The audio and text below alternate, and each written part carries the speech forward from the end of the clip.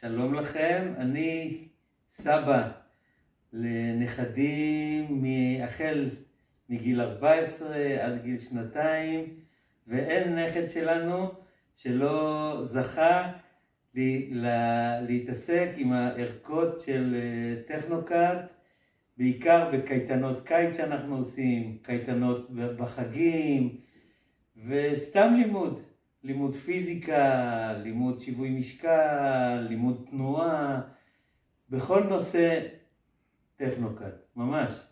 ואין לי מילים, פשוט אין לי מילים. הילדים גם נהנים, גם משחקים, וגם לומדים המון. ולמידה בכיף, פשוט בכיף. אתה גם משחק וגם לומד. והנה לפניכם, כל הבית שלי מלא בערכות. עכשיו יש לי ערכות של ילדים בגיל הצעיר יותר, בגיל המבוגר יותר, ולקראת פסח. אחלה אפיקומן, ממש.